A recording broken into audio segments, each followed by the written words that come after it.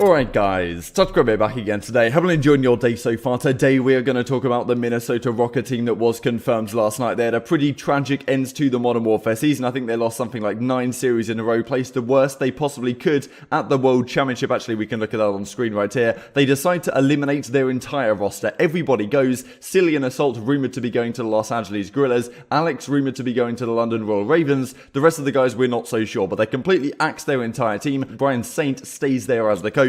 And now they are looking to bring in 4 players to this organisation for the new 4v4 lineup. These are heavy hitters, these are big names, but as a combination and as a squad in a number of different metas, will they be as competitive as some of the other teams that have been announced so far? Because Dallas Empire, reigning world champions, of course, then you've got Atlanta FaZe just adding Arcites, what I think is the scariest team in the league, Chicago Huntsmen obviously, and now this Minnesota Rocket squad, which we're not exactly sure where it will slot in. I think they will be competitive at some point. I think they definitely have the potential to make grand finals, but whether they'll actually win an event, I'm not sure is so clear right now. Like if you guys enjoyed the video, subscribe if you are new as always, I would greatly appreciate it. This is what went down yesterday, so Brian Saint says stay tuned early on, then Atlanta FaZe start making these announcements and these releases. So they released Priester off the team. Honestly, it makes sense that they would release him, given that their core of Simpa, BZ and Celium is unbelievable, but Priester is one of the most valuable players and one of the most versatile players in the game in my opinion, so I think he's a great pickup really wherever he went. The rumour has it that he was linked to OpTic Gaming Los Angeles, and then Minnesota Rocket offered him an absolute bag,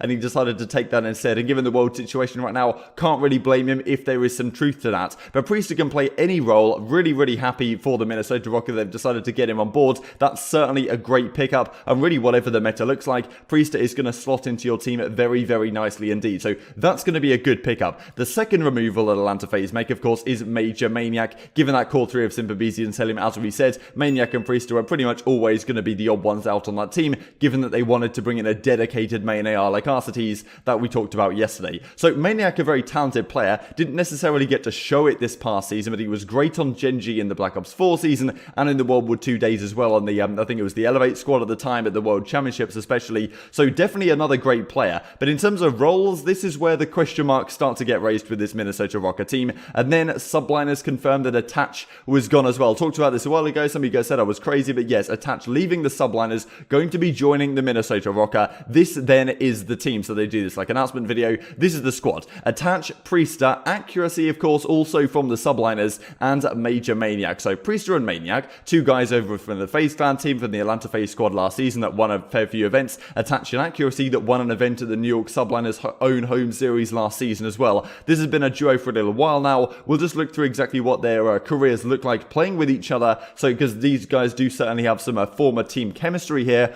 and then we'll look at exactly what the roles might look like and why this team isn't so clearly going to be great on paper as some of the other squads that we've looked at being confirmed so far, but still should be competitive at the very least. This is what it looks like then for Attach's career. So you can see in the late Black Ops 4 season when he goes onto the Evil Geniuses squad here, and Accuracy comes into the team from Splice, so they play with each other then, definitely have a great relationship these guys, and my understanding is that Attach actually decided to leave the Subliners to go and team with Accuracy. Not exactly sure what's going on there, but well, supposedly they had the opportunity that Clayster, Zuma and Mac, that team of 3 that is rumoured to be on the Subliners right now, had the opportunity to play with Attach. That certainly would make sense, and we talked about at the time like whether they decided to get rid of Attach and get someone else in, rumoured to be Pharaoh as it stands right now, or whether Attach just decided that he would prefer to leave and team with Accuracy and take that team of 2 to another organisation. And of course they teamed this season and had a good result at the event. These were only the offline tournaments, so we don't get to see their actual win here because it wouldn't have fit on screen otherwise. This then is also Priester's career, so as you can see, the FaZe Clan team back in the day in World War II into early Black Ops 4,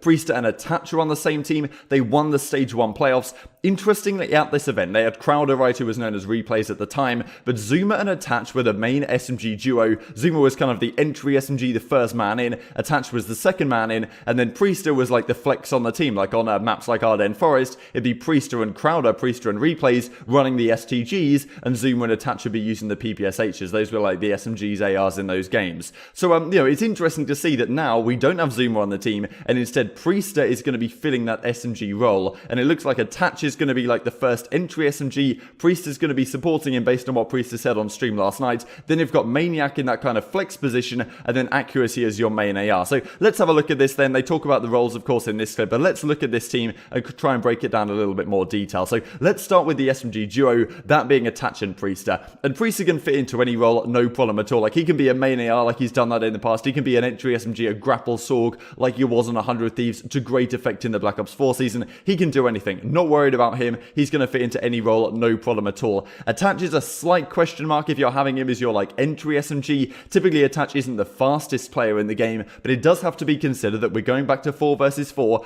If they were to put this team together after like a game like World War II, let's say we never went to 5v5 and a new game comes out into Black Ops 4, whatever, and it doesn't go 5v5, people would look at this team and not really see any issue with it, because Attach in like a game like World War II, his pacing was no real problem at all on those teams. But in the last couple of years, you could definitely argue that Attach has been slightly slower than may have been required, and especially like back in the day when he had Zoomer on the team, it's going to be a little bit different for Attach to be running that entry role as Priester talked about last night. Maybe they can swap that around as well, like Priester can probably be the entry, Attach can be the second man in, if you even need to have like a differential between your two SMGs, because it's very possible that in this game it doesn't really play like that and both your SMGs just take up whatever roles they need to be playing at the time. So the SMG duo is no problem. I think it's fine. I think it's perfectly good. I think it's perfectly championship contending, but it's a little bit interesting, right? And it's maybe slower than some of the other SMG duos that we potentially have. And that really is a theme of this team on the whole, when you then look at the main assault rifle being accuracy, right? Certainly considered one of the slowest ARs in the league, but a very solid AR, a very respected AR within the scene. Attach, obviously a great player in his own right, a world champion, of course, definitely respects accuracy and wants to bring him onto this organization and wanted to, follow him, I suppose,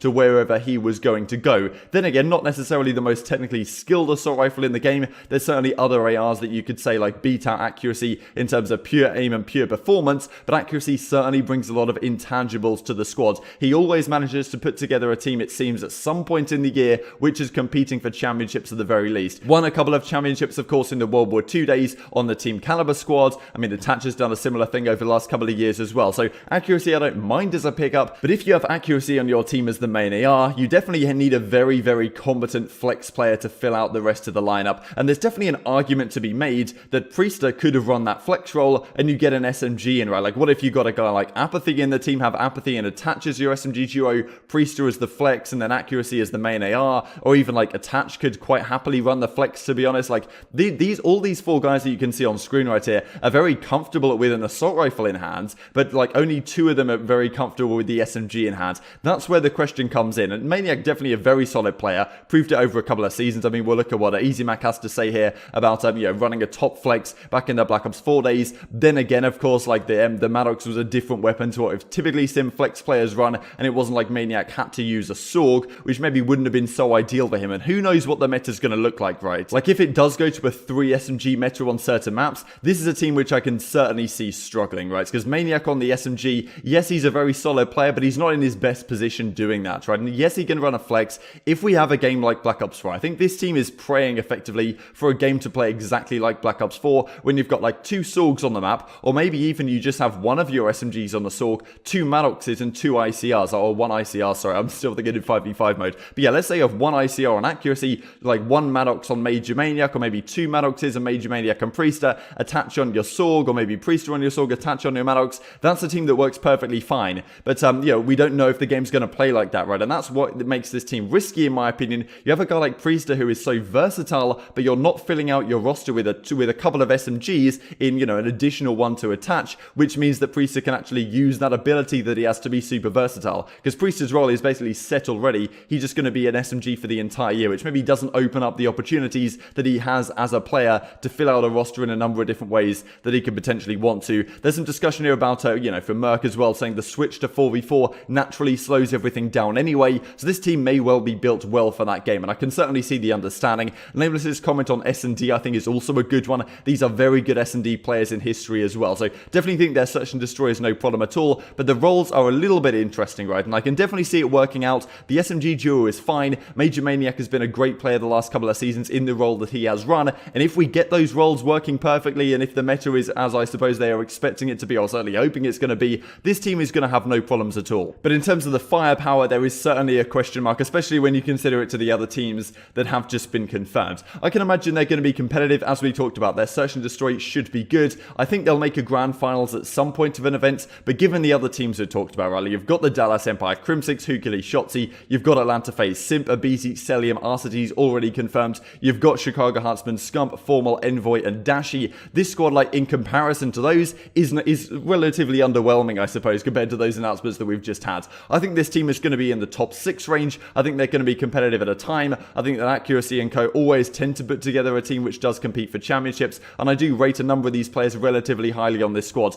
But given how stacked the league is going to be this season, I think it's going to be tough for these guys to get over the line. And even if the meta does favour them, I think that other teams just straight up outmatch this team in terms of firepower in a number of roles that you want to potentially look at. I mean, you look at Atlanta FaZe, doesn't matter what happens there, they're going to be a dominant force, in my opinion. Just to finish off with this quick story from between Zuma and Attach, of course, a long-time duo. They've played with each other for like 4.5, 5 years on the FaZe Clan teams throughout Advanced Warfare and World War II and all this kind of stuff. Finally parting, crazy that this would even happen, to be honest, but yeah, the time has, I suppose, come. Countless memories that I will cherish and never forget. Best of luck to you and your new squad, brother. Also cool to see, of course, Gary V, owner of the Minnesota Rocker, talking about huge news for us at the Rocker, bringing on these 4 guys. So certainly compared to last season, this is an upgrade in terms of the names, but will they actually be competitive in this new highly competitive 4v4 environment? I think they've got a difficult season ahead of them, quite frankly. Hope you guys enjoyed the video. Like if you did, subscribe if you are new, as always, I'd greatly appreciate it. Thank you for watching, and I will see you next time.